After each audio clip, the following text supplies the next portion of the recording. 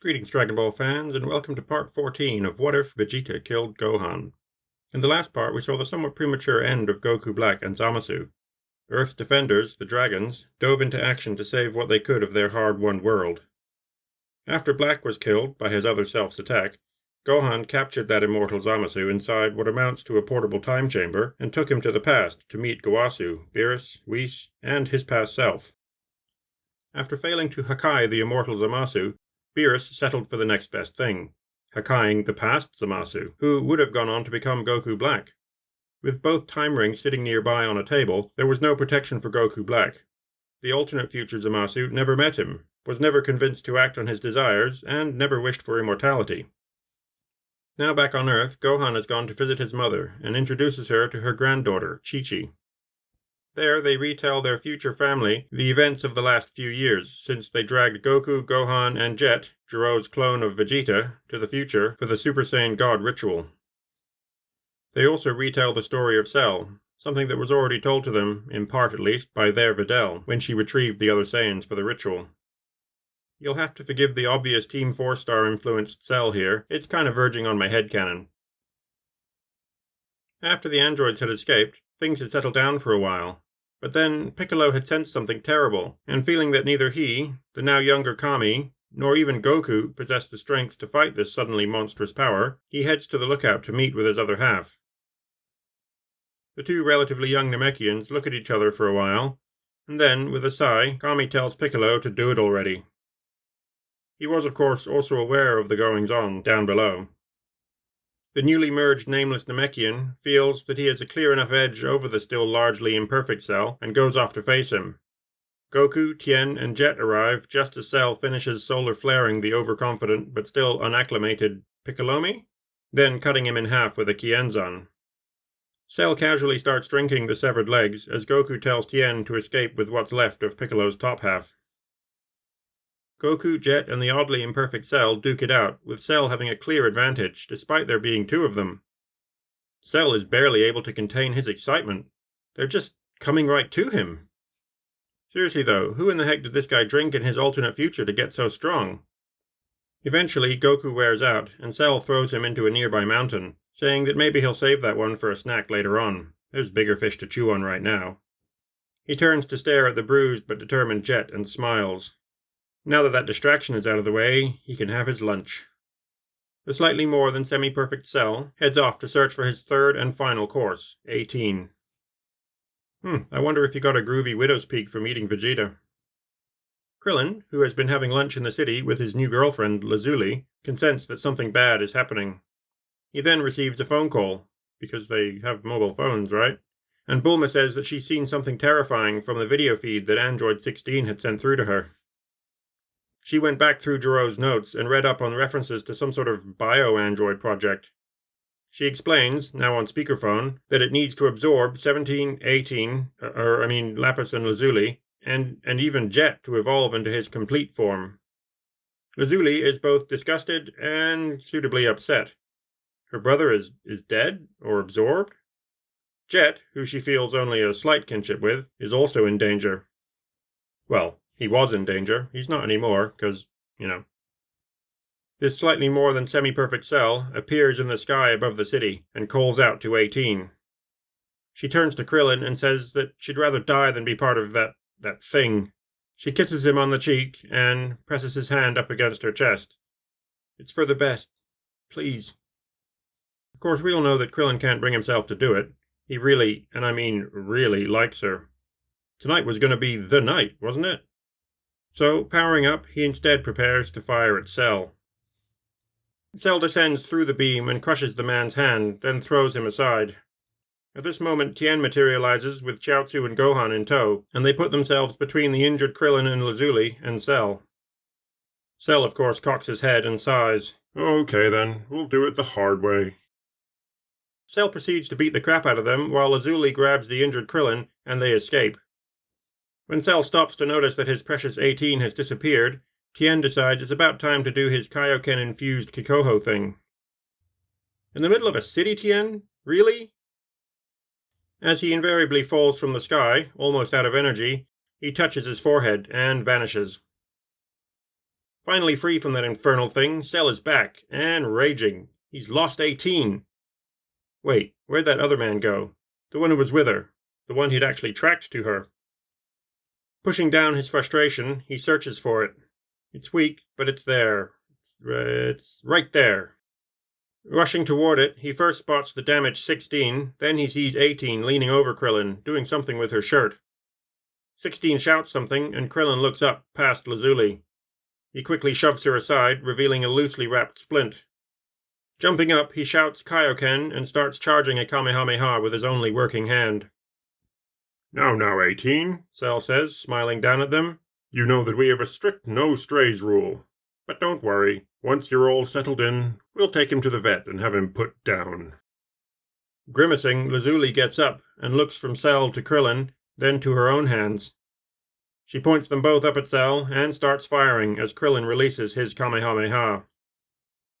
As the dust settles, Krillin pulls himself up. He looks up at Lazuli, and as he opens his mouth, Cell's foot comes crashing into the side of his head, sending him flying into 16 and knocking them both away. Lazuli looks at Cell in horror as his tail comes down, engulfing her. Moments later, what we would think of as a slightly more than perfect Cell flexes for a bit and taps his lips. Oh yes. Oh, this is gonna be such fun. He flies off, looking around casually for a news building, and the Cell games are announced. Elsewhere, a recovered Gohan arrives above a shattered mountain to find his father, battered and unconscious. He picks him up and, touching his forehead, teleports to the lookout. Gohan and the now fully regenerated Piccolo stand at the edge of the lookout, staring down. Goku and Tien are talking to Korin, with the now healed Krillin sitting staring glumly at his feet. Piccolo walks over to the sulking Krillin and asks the sad little man if he wants to mope around or do something about it. To this, Krillin gets up and runs ahead of Piccolo in the direction of the time chamber. As he passes Tien, Piccolo says that since he only drinks water, and you two are only human, there should be more than enough food for a third. When they exit the following day, they are all oddly quiet as their ki. Come on, Dad, Gohan says flatly. We've got some training to do. The next day, Gohan and Goku exit the chamber in Grade 4 Super Saiyan. But also, just like the three before them, they are now emitting very little ki. With the lack of Kami and thus no Dragon Balls, Gohan asks Piccolo to take him to New Namek to ask for a new guardian. He'd do it himself, but he's still not quite got the handle of it, and certainly not at that kind of range. Arriving on Namek, they are met by some warrior caste and taken to meet Mori and his apprentice, Dende. Dende, of course, happily agrees to become the new guardian of Earth. As contenders arrive at the location of the Cell games, the rules are clearly laid out. There are no divisions. Each contender faces Cell and either wins or loses. Killing is allowed, but not required. Ring-outs are just as valid a win. Having not conspicuously drunk entire cities, only a few villages here and there, nor has he caused any widespread chaos beyond the newsroom incident, the general population isn't nearly as afraid of Cell as they should be. Numerous contenders are already on the board, ahead of the arriving Z-Fighters. This includes the much-lauded world champion, Mr. Satan. He's busy strutting around the other contestants, carrying his daughter on his shoulders. Haha, even my little Vidal could beat this chump. Sorry, Stevdes, that's a terrible impression. Cell walks up to the middle of the stage and announces that the games have begun. Contestant after contestant walk up, only to get one-punch manned away into Mount Unconsciousness. When Hercule steps up, he doesn't attack right away.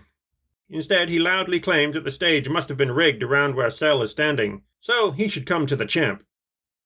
Hercule gets Herculed, of course, as a young Videl looks on in horror. When things calm down, Krillin then steps into the ring. Oh, look, 18. It followed you all the way home. What a determined little puppy. Someone get me a shovel. Krillin readies himself, spinning out a dozen Kienzan. He then rushes towards Cell, but instead of throwing the blades, Krillin uses the discs as if they were on a chain or a yo-yo of sorts. Cell is forced to duck and weave to avoid the deadly edges as they whirl around him. Being aware that Cell isn't taking this too seriously, though, Krillin turns up the pressure, pushing Cell back, bit by bit, towards the edge of the ring. As Cell's heels reach the edge, Krillin draws back for a moment. Wordlessly, he flares up into a deep red aura, and what discs there are split up into another dozen each. Krillin flings the swarm out in wide, arcing paths, converging on the mildly surprised Cell. He tries to dodge, but some of the discs catch him, severing his arm in 2 places and taking a chunk off the side of his head. "Oh, look at that. I made a mess," Krillin deadpans. He rushes in to knock Cell out of the ring, but is met with a knee to the chest and an elbow to the head. Cell then kicks him back across the arena and looks over at his missing arm. He tenses as he pushes out new parts, and mild retching can be heard from the now dead-silent crowd. Krillin gets up and readies himself, spreading his arms wide, clenching his fists, then swinging them round towards Cell. As the remaining discs again come crashing through where Cell was standing, he flickers forward, kneeing Krillin in the face. Bloody scrapes trail across the arena floor as Krillin bounces, rolls, and slides to a stop. "Naughty boy, what have I told you about digging in the trash bins?" Krillin staggers to his feet. "Found you, didn't I?" he says back to Cell with a grim smile on his face. "Touché," Cell smirks back. "I really didn't think you had this much fight in you, boy." Krillin reaches out with both arms again and quickly pulls them back in. "Touché this." Cell leaps straight up as a flurry of Kienzan come flying back through where he used to be. As the discs arc upwards, Cell notices a cold sensation in his legs. He looks down to see those legs hitting the ground, splattering green all over the tiles. 18, I'm sorry, Cell says with a grunt. I really tried to make this work. He pushes out fresh legs from just above the knee. But he barks all the time, and just doesn't know how to do his business in the right place. With multiple Kienzan flying around him, Cell is forced to jink about to avoid them. Here, boy, I've got a treat for you, he says, cupping his hands together. Kamehameha! The beam lances out towards Krillin, and he whirls to collect and position the deadly energy discs. They come into the path of the beam, stacking themselves. As the white-hot beam strikes the first disc, deflected chunks of energy lash out, twisting away. It gouges into the arena and the surrounding grounds. The first disc shatters, then the second. Time to put you to sleep, Cell laughs, and the beam strength doubles, crashing through the remaining shields. In a blinding explosion, bits of arena tile come crashing down around the watching crowd and the gathered Z-fighters. As the smoke clears, a bloody, battered Krillin is kneeling, with his red, scorched hands pointing up towards Cell.